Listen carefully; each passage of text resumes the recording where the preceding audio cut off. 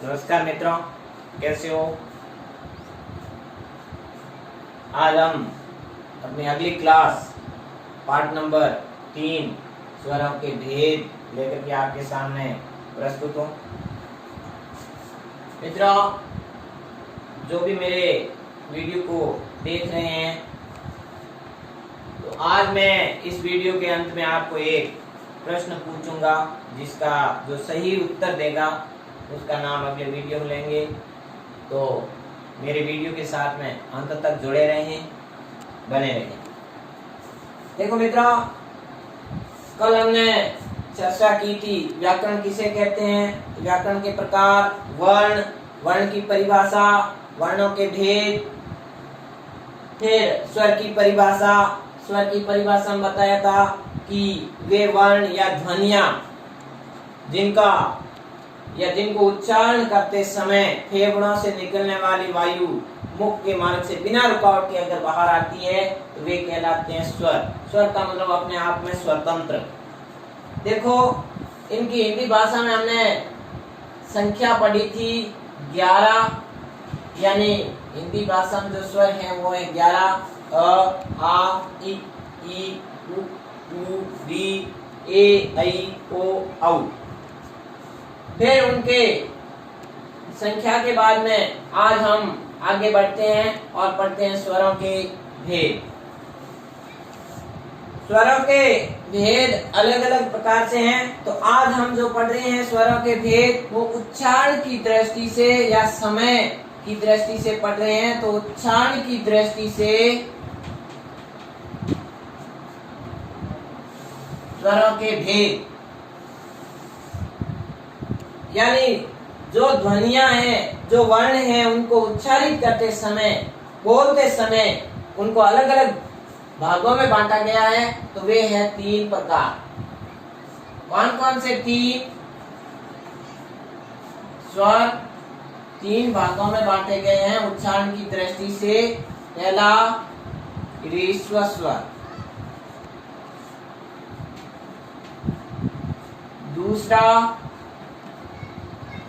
दीर्घ स्वर, तीसरा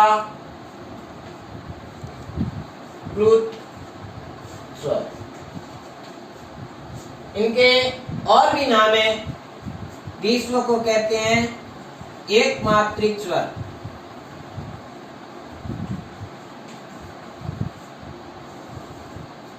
दीर्घ को कहते हैं द्विमात्रिक स्वर, और प्लुत स्वर को कहते हैं त्रिमात्रिक स्वर। देखो, ह्रस्व का मतलब होता है छोटा, दीर्घ का मतलब होता है बड़ा, प्लुत का अर्थ होता है उछला हुआ, उछला। ये इनकी परिभाषा नहीं है, ये इनके अर्थ है। परिभाषा ह्रस्व का, जब हम इसकी परिभाषाएं देखेंगे तो इनकी परिभाषा ये होती है कि वे स्वर जिनको बोलने में 1 सेकेंड का समय, यानी कम से कम समय लगे, वो एक मात्रिक स्वर कहलाते हैं, ह्रस्व स्वर कहलाते हैं। यानी जिनको उच्चारित करते समय एक मात्रा का ज्ञान हो, ह्रस्व स्वर कहलाते हैं। दीर्घ द्विमात्रिक, यानी ह्रस्व से दुगना समय। ह्रस्व में अगर 1 सेकेंड, तो यहाँ दीर्घ स्वरों को उच्चारित करते समय 2 सेकेंड का समय, या एक वे स्वर जिनको उच्चारित करते समय ह्रस्व से दुगना समय लगे, दीर्घ स्वर कहलाते हैं। प्लुत स्वर, यानी ह्रस्व का 3 गुना समय लगे, तो वो प्लुत स्वर, या इनको त्रिमात्रिक या त्रैमात्रिक स्वर भी कहते हैं। देखो मित्रों, ह्रस्व स्वरों की संख्या है 4। कितनी? 4। दीर्घ स्वर 7। 7, 4 4 और 7 हो गए 11। अपने स्वर कितने थे हिंदी में? 11। देखो रीस्वर स्वर कौन कौन से? अ, इ, उ और री, ये हैं रीस्वर स्वर। ध्यान रखें, रीस्वर स्वर एक मात्रा कम से कम समय, जैसे अ, इ, उ, री, कम से कम समय लगा। दीर्घ स्वर जो इनका दुगना समय लगे, या हम कह सकते हैं रीस्वर स्वर मिलकर के दीर्घ स्वर बनते हैं। कैसे? जैसे अ प्लस अ बराबर बना आ, तो इसका दुगना समय लगा अ प्लस अ, यानी इनका दुगना समय आ। इसी प्रकार जब छोटी ई आपस में मिलकर के बनेगी तो यह बन जाएगी बड़ी ई। इनको संधि स्वर भी कहते हैं। तो इनकी सीधे हम यहां लिख देते हैं कि कौन कौन से हैं। तो देखो आ, ई, उ, ए, ऐ, ओ, औ। कितने हो गए? 1 2 3 4 5 6 और 7। तो दीर्घ स्वरों की संख्या कितनी हो गई? 7। कौन कौन से? आ, ई, उ, ए, ऐ, ओ, औ। अब रही बात प्लुत स्वर की, जहां स्वर ये हो गए पूरे 11 थे, 11 यहाँ। तो ध्यान दें मित्रों, ये जो प्लुत स्वर है, ये जो प्लुत स्वर है, इनको हिंदी व्याकरण में स्थान नहीं दिया गया है। हिंदी व्याकरण में उच्चारण की दृष्टि से 2 स्वर माने गए, ह्रस्व स्वर, दीर्घ स्वर। जबकि जो प्लुत स्वर है, इनका उच्चारण करते समय 3 मात्राओं का ज्ञान होता है। जैसे उदाहरण के लिए जैसे लिखते हैं ओम। तो ध्यान दें, इनकी जो परिभाषा है वो ये कह सकते हैं कि तिगुना समय लगे, या जो भी स्वर है उनके साथ में 3 का अंक अगर जोड़ दें, ये जो 3 का अंक है ये अगर उसके साथ में जोड़ दें तो वो स्वर बन जाता है प्लुत स्वर।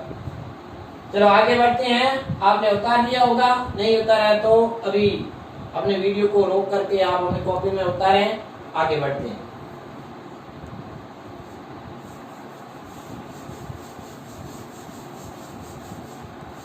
ये तो थे स्वरों के भेद।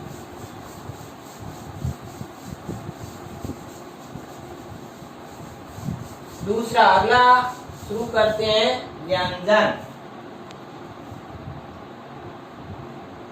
वैसे स्वरों के और भी भेद है अलग अलग प्रकार से, लेकिन छोटी क्लासों के लिए जो जरूरी है उन्हीं को आज भी बता रहा हूं मैं। आगे है व्यंजन।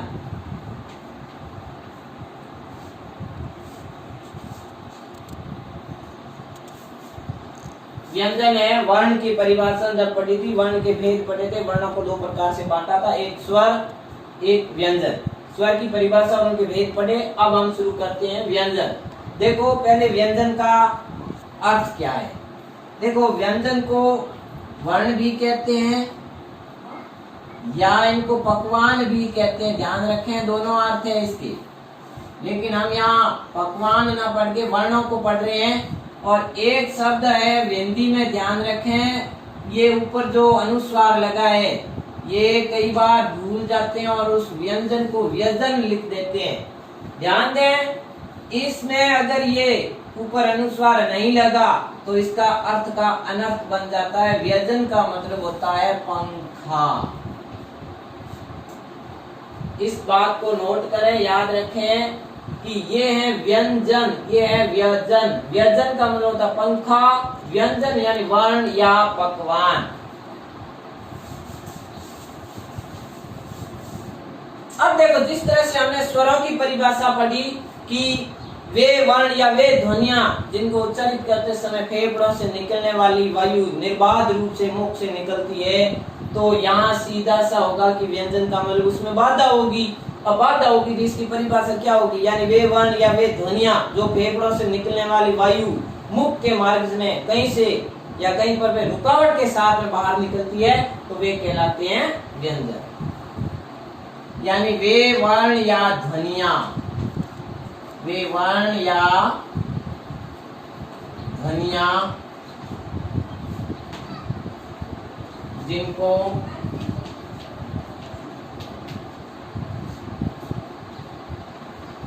उच्चारित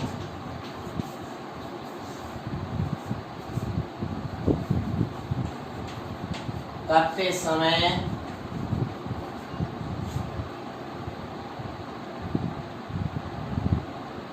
निकलने वाली वायु, समय फेफड़ों से निकलने वाली वायु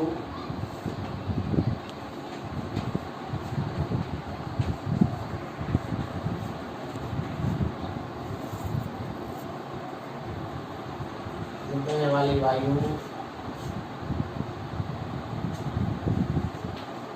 में रुकावट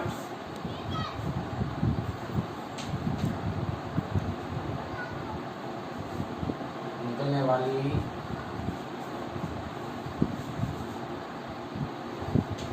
वायु रुकावट के साथ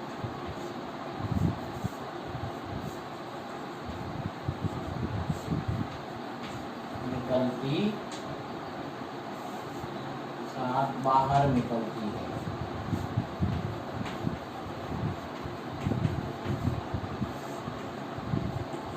या एक तो हो गया कि वे वर्ण या ध्वनियां जिनको उच्चारित करते समय व्यंजन, या व्यंजन वे हैं जिनको स्वरों की मदद से उच्चारित किया जाता है। जिन वर्णों को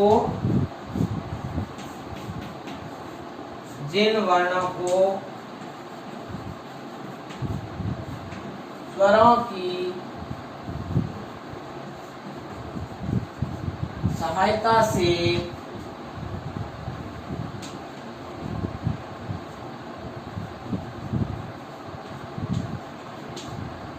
उच्चारण किया जाता है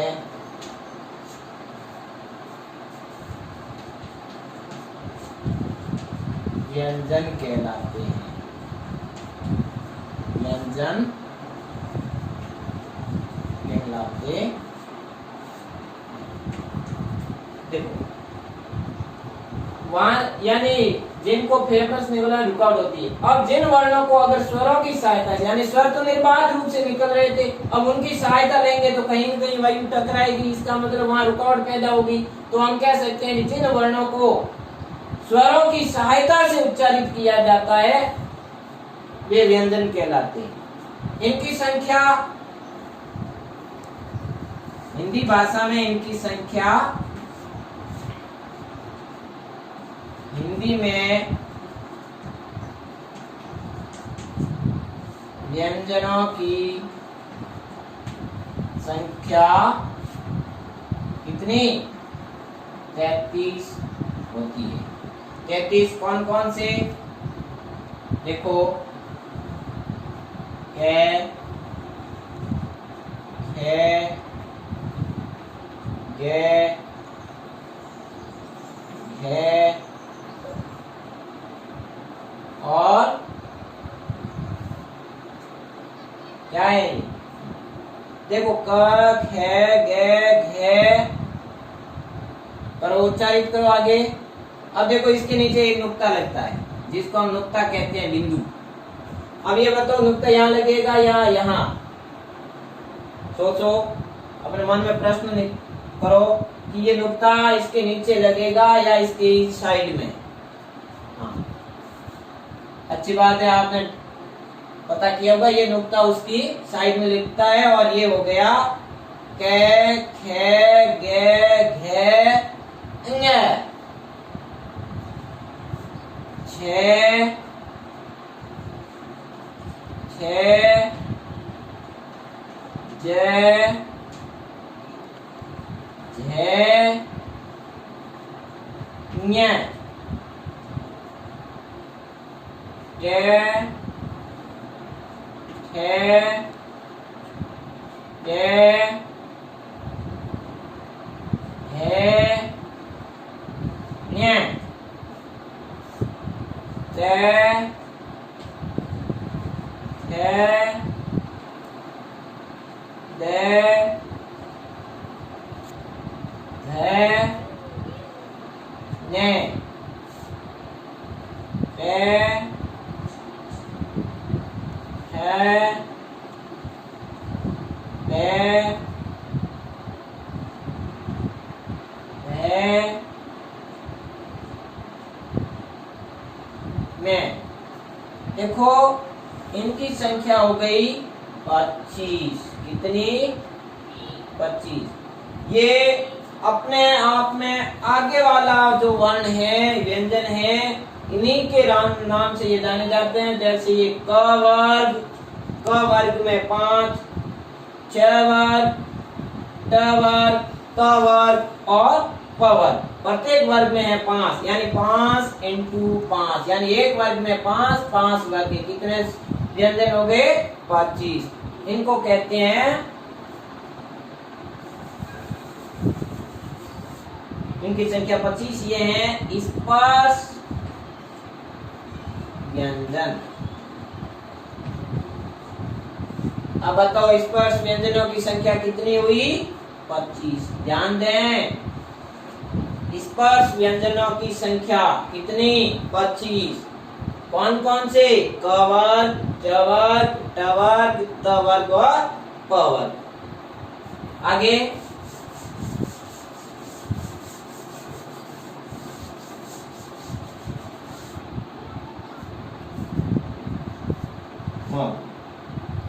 या, रे, ले और व। इनकी संख्या कितनी हुई? 4। और इनको क्या कहते हैं? इनको कहते हैं अंतःइष्ट व्यंजन। अंतःइष्ट व्यंजन। तो अंतःइष्ट व्यंजनों की संख्या कितनी हुई? 4। अगर पूछ लिया जाए कि निम्न में से कौन सा अंतःइष्ट व्यंजन है, आपको दे दिया क, प, टे, ले, तो आपका उत्तर होगा ले। अंतःइष्ट व्यंजन संख्या कितनी? 4। कौन कौन से? य, रे, ले, व। कितने हो गए? 4, 25, 29। कुल कितने हैं? 33। कितने बच गए?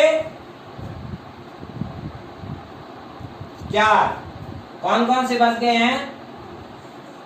6, 6, 6 है। कितने हो गए? 4। और इनको किस नाम से जाना जाता है? ये है अपने ऊष्म व्यंजन। कौन से? ऊष्म व्यंजन। अब आगे बढ़ते हैं। देखो, अब मैं आपके सामने दो शब्द रख रहा हूं। एक तो ये नीचे नुक्ते वाले, अभी यहां पर डाला अंगे, ये है एड़ा। क्या है ये? एड़े। और ये है। देखो मित्रों, बहुत ही इंपॉर्टेंट है, व्याकरण की दृष्टि से ध्यान दें। इनको क्या कहते हैं? इनको कहते हैं उच्चिक्त वर्ण, उच्चिक्त व्यंजन या वर्ण, उच्चिक्त व्यंजन। ध्यान दें। देखो शब्द लिखा जैसे सड़क, एडे, इसका उच्चारण करेंगे तो क्या आएगा? एडे, सड़क।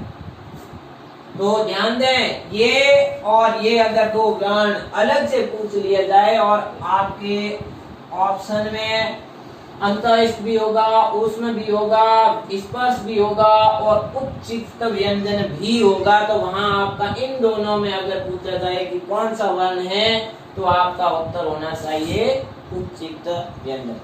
अब आज के वीडियो को मैं यहीं समाप्त करता हूं और आज का मेरा जो प्रश्न है वो ये है, इसका उत्तर आप मुझे कमेंट बॉक्स में दें। जो पहले सही उत्तर देगा उसका नाम कल मेरे वीडियो में प्रथम दिया जाएगा। तो मेरा प्रश्न है, आज का प्रश्न,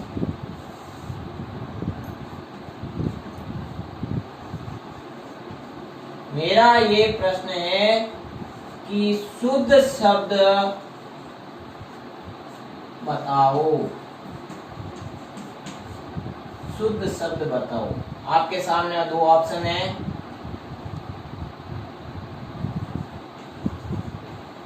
एक ये।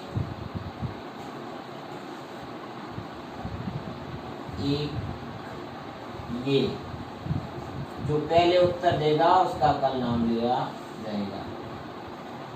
दोनों में से कौन सा शब्द शुद्ध है, इसका उत्तर जरूर कमेंट बॉक्स में दें। मैं आपके उत्तर की प्रतीक्षा में हूँ। नमस्कार, धन्यवाद।